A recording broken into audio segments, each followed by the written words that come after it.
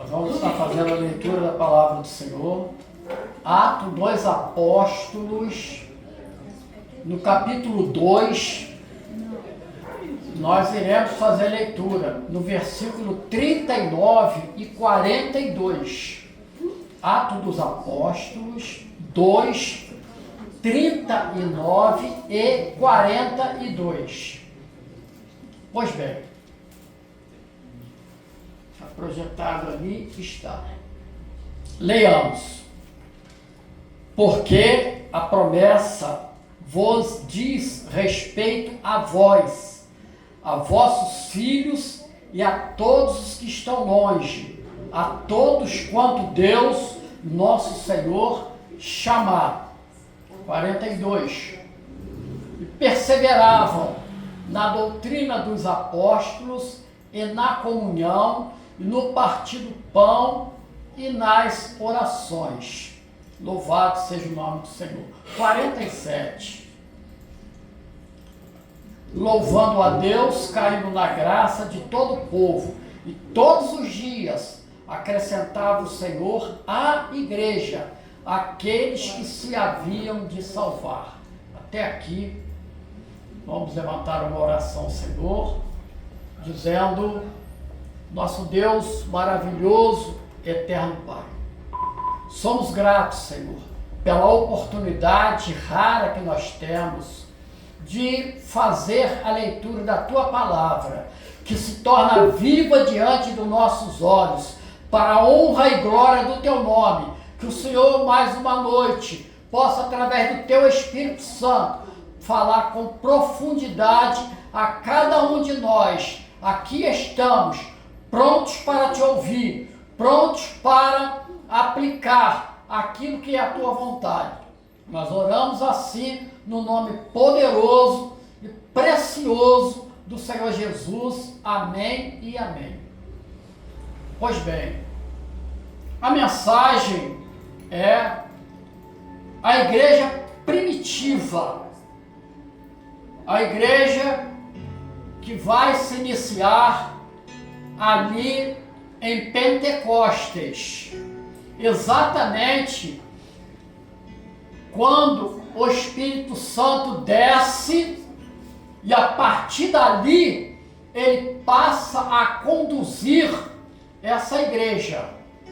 E nós vamos observar que a palavra diz que era o cumprimento da promessa, e em especial nos faz lembrar a promessa que o Senhor, ele revela ao profeta Joel. Aonde está isso, Emanuel? No capítulo 2, Joel 2, 28. Não é isso? Joel 2, 28. E há de ser que depois derramarei o meu espírito sobre toda a carne, e vossos filhos e vossas filhas profetizarão, os vossos velhos terão sonhos, e os vossos jovens terão visões. Estava estabelecida a igreja conforme o Senhor Jesus, ele havia prometido lá em Mateus, no capítulo 16, versículo 18, quando ele diz: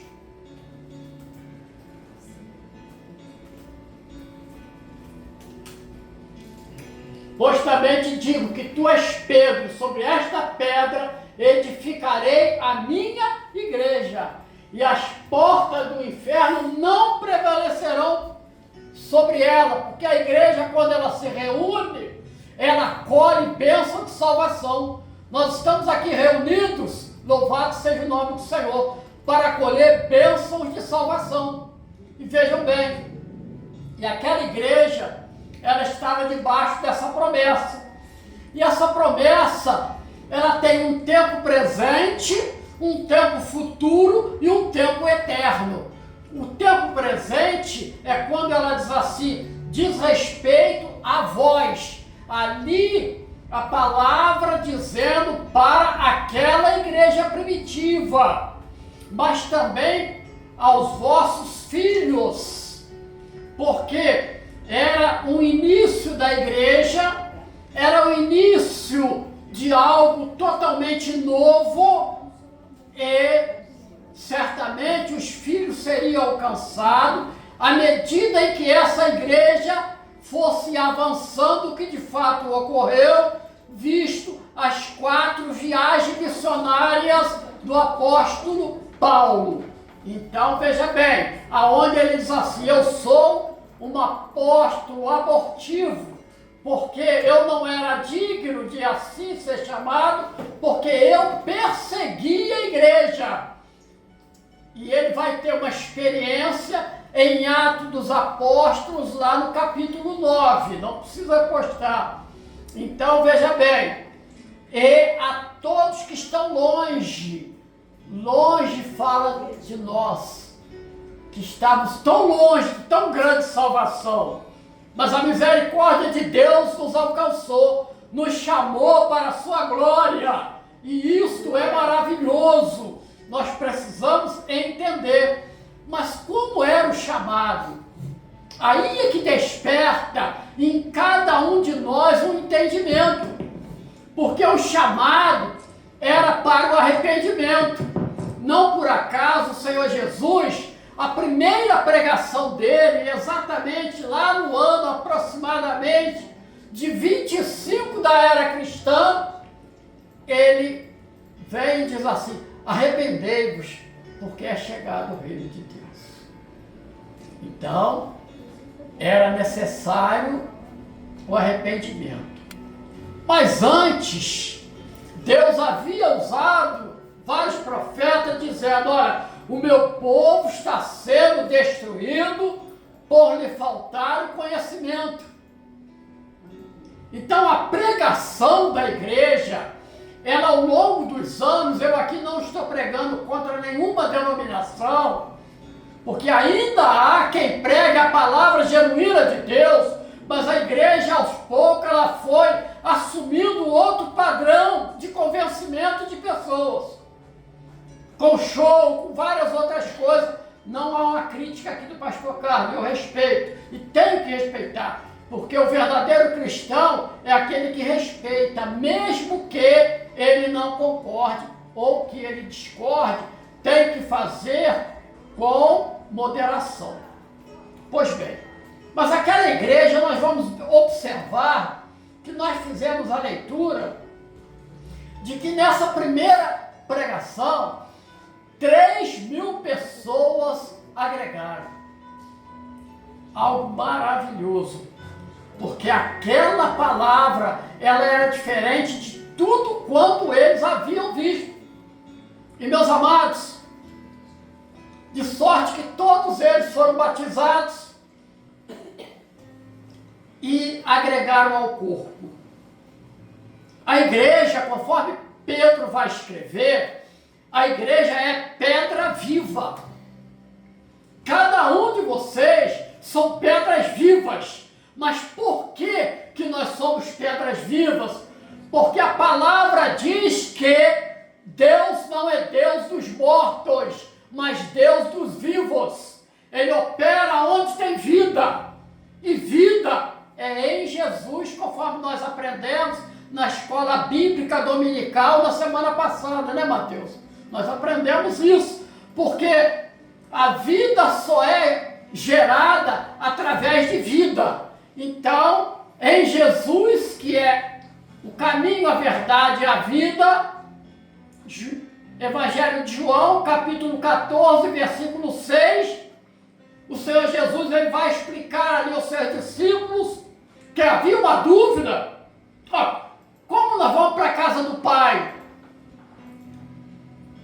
Há tanto tempo você está conosco e você ainda não sabe. Quem vê a mim, vê o Pai. Eu sou o caminho, eu sou a verdade, eu sou a vida. Mas nós não paramos por aqui, porque o nosso desejo é agora a parte final. Ninguém vem ao Pai senão por mim. Jesus estava com eles ali, mas como ele usa o verbo vir na eternidade, é porque Ele, o Pai e o Espírito Santo são única pessoa. É o Deus triuno.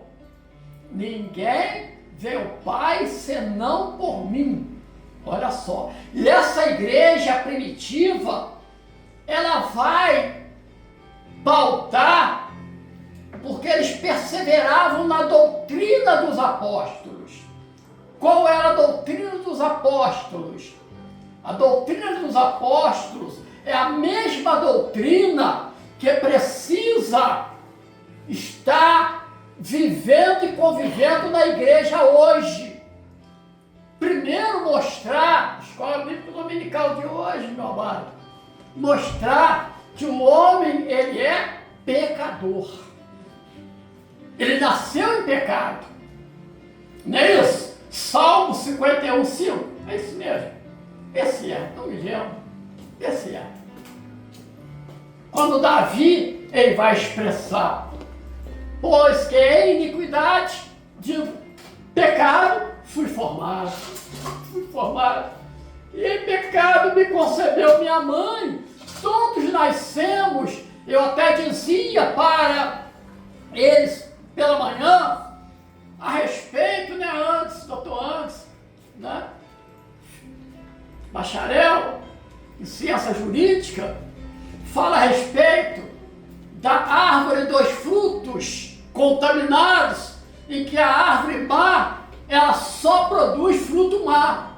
Então a prova produzida de forma ilegal, ela não pode perseverar, porque ela contamina todo o arcabouço jurídico. Então leva à nulidade de uma eventual sentença.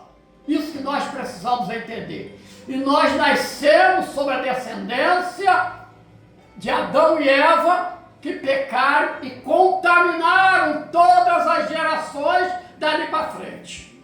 E era necessário, como é necessário, que nós venhamos agora a ser como aquele fariseu chamado Nicodemos. Nicodemos à noite foi ter com Jesus. Nicodemos era um fariseu, doutor da lei, e ele vai ter com Jesus à noite. Ele diz assim: tu és mestre, vindo da parte de Deus, porque ninguém faz os sinais que tu fazes, louvado seja o nome do Senhor. Está onde? Dá a cola para mim aí, Gabriel. Está no Evangelho de João, no capítulo 3. Vamos ver 3, 3, 4 e 5.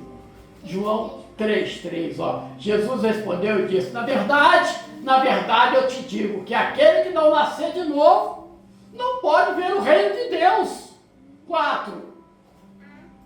3, 4. Disse-lhe Nicodemos: como pode um homem nascer sendo velho? Porventura ele pode entrar no ventre da sua mãe e nascer? Pastor Carlos estaria ferrado, conforme se diz, porque a minha mãe já partiu. Eu não teria como entrar no ventre dela novamente. Olha que o Senhor Jesus vai falar com ele. 5. Jesus respondeu: na verdade, eu já expliquei isso aqui para a igreja. Quando tem a expressão na verdade, está querendo dizer o seguinte: presta atenção aqui. Esquece tudo que está do seu lado. Presta atenção. Eu digo que aquele que não nascer da água e do Espírito não pode entrar no reino de Deus. A água é da palavra que purifica o homem. E o Espírito de Deus é porque quando o homem ele erra, o seu espírito ele passa a não ter comunhão mais com Deus. É como se estivesse morto. Então é necessário nascer de novo. Não o ato do batismo, que é apenas o testemunho público, tá? Mas se de coração, de mente, eu reconheço que Jesus é o meu Salvador e eu quero nascer de novo em Cristo Jesus. E veja bem, e essa doutrina, ela expandia dizendo: olha, A partir do momento em que você se arrepende, crê, firma uma aliança com Jesus, o Salvador, a partir dali você será direcionado pelo Espírito Santo de Deus. E ele vai te direcionar. Agora você vai entrar num processo de santificação. O que é a santificação? Não é isso. Santificação é passar a ser separado das coisas que estão no mundo. Ah, mas então eu não posso ter um carro, não posso ter uma roupa bonita. Não, não é isso, gente. Não é. É que o confronto que nós fazemos na nossa vida como cristãos é com relação à palavra. E comprar um carro novo ou vestir uma roupa nova não confronta a palavra. O que confronta a palavra é quando eu quero viver a minha vida em desobediência. Eu desobedeço em casa, desobedeço as leis na rua, desobedeço a minha condição de ser, tá? Eu sou servo de um Deus vivo. Só que eu quero conduzir a minha vida, a minha maneira. Eu não quero ouvir o que o Espírito Santo quer dizer para mim. Então, nesse momento, o que acontece? Você passa a ser rebelde, confronta a palavra. E essa igreja primitiva, ela ia fazendo menção a esse grande aprendizado, mostrando que Jesus era exatamente o prometido, que Jesus era aquele que Deus Pai prometeu lá no livro de Gênesis, no capítulo 3, versículo 15. Gênesis 3,15, que diz o quê? E porém, inimizade entre ti e a mulher. Está falando aqui com a serpente, com o inimigo. E entre a tua semente e a sua semente.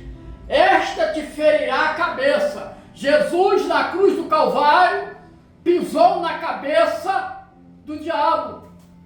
E ali, ele foi ferido de morte para nunca mais ser. E ele lhe ferirá o calcanhar, porque a morte de cruz foi a ferida de Jesus do calcanhar. Então, meus amados, aquela igreja, como a igreja hoje, ela tem que ter uma mensagem. E a mensagem é: cristão é aquele que olha para a cruz. Se ele olhar para a cruz, ele vai ver que era o pecado dele que era para estar lá, e ele que era para estar lá. Mas Jesus, ele tomou o seu lugar. Por quê? Porque no Evangelho de João, do capítulo 3, versículo 16, um texto áureo que todo cristão conhece, ele diz assim: e Deus amou o mundo de tal maneira, sem nenhuma condição. A palavra diz que Deus nos amou primeiro, antes mesmo que nós o amássemos, tá? De tal maneira que enviou o seu Filho unigênito. Por que unigênito? Nós estivemos conversando hoje cedo, né, Mateus? Unigênito porque Jesus foi o único da sua espécie. Jesus, ele nasceu sem necessidade de fazer a conversão para o novo espírito, porque ele não recebeu a herança de Adão. Ele foi gerado pelo Espírito Santo dentro do ventre de uma mulher. Então ele não veio com o pecado da origem. Então seu Filho unigênito, para que todo aquele que nele crê, e eu vou ler o que está escrito ali, porque quem não crê vai perecer. É o que está escrito ali. Quem não crê vai perecer. Prestaram bem atenção? Porque a palavra de Deus, ela não é simplesmente um conjunto de versos listado num livro. Ela vai além. Então nós precisamos entender que aqui, para que todo aquele que nele crê não pereça. Mas eu digo, se não crê, vai perecer. Olha que coisa maravilhosa. Então, eles perseveravam naquela doutrina, dizendo o seguinte: olha, haverá um dia, aqui agora entramos numa parte doutrinária, há quem crê dessa forma e há quem não crê dessa forma. E eu estou falando a respeito do pré-tribulacionista, dos meso-tribulacionistas, para encerrar, e dos pós-tribulacionistas. Vamos aprender isso? Vamos. Os pré-tribulacionistas, eles interpretam a carta aos Tessalonicenses como o Senhor Jesus vindo nas nuvens para arrebatar a sua igreja antes de ser manifestado o espírito do anticristo. Então a igreja é arrebatada. Então veja bem, aí vem o anticristo e inicia ali o governo, onde nós teremos 3 anos e meio de paz, de graça, ele sendo o salvador da humanidade, e quando terminar os 3 anos e meio, ele vai reerguer o templo de Jerusalém, vai sentar no templo e vai exigir adoração. Eu agora, povo, sou o vosso Deus. E aí, o meso-tribulacionista entende que nessa hora Jesus volta. Entretanto, ali vai começar a grande tribulação, o tempo de angústia que nunca o mundo viu. Não vai nem se comparar com o que foi o Holocausto. Não vai nem se comparar com o que foi a carnificina lá de Jerusalém no ano 70, quando o general Tito, ele cerca Jerusalém, vários anos, lança fome e depois ele vai, entra, destrói a cidade, mata, põe fogo no templo e não sobra pedra sobre pedra, conforme profetizado pelo Senhor Jesus. Meus amados, e aí os pós-tribulacionistas entendem que quando chegar ao final dos 3 anos e meio proféticos lá do livro de Daniel, então o Senhor Jesus ele vem e aí ele arrebata a sua igreja. Com isso, os pós negam o que contém em Apocalipse no capítulo 3, versículo 10. O que é, Emanuel? É falando da igreja de Filadélfia. Apocalipse 3:10. Vamos ver o que está escrito ali, para a gente ter uma ideia. Como guardaste a palavra da minha paciência, também eu te guardarei da hora da tentação que há de vir sobre todo mundo para tentar os que habitam na terra. Então aqui nós entendemos que a igreja está debaixo de guardar a palavra, e aí ela não será submetida à grande tribulação. Por quê? Tecnicamente a grande tribulação é para tratar com o povo judaico, judeu. E vamos aqui conversar bem baixinho para vocês, já estou encerrando. Bem baixinho aqui, olha só. A igreja, ela é corpo de Cristo. Quem é o cabeça dessa igreja? Jesus. Amém? Vamos falar bem alto? Jesus. Agora veja bem. Então, o Senhor Jesus será submetido a essa grande tribulação? Não faz sentido. Não faz sentido. Portanto, o sacrifício dele na cruz do Calvário foi suficiente para essa igreja. Então nós pregamos exatamente, respeitando quem pensa o contrário, mas o pré-tribulacionista. Porque nós sabemos que estamos vivendo uma expectativa, que é a volta de Jesus. Todos os dias, a igreja que crê nesse aspecto, ela acorda e levanta com uma esperança. Não sei amanhã o que eu vou fazer. Porque se o Senhor voltar hoje, eis-me aqui. Nada nos prende a esse dia. Louvado seja o nome do Senhor. Você que me assiste no YouTube, que Deus possa abençoar ricamente, como está abençoando o seu povo aqui nesta noite. Glória a Deus.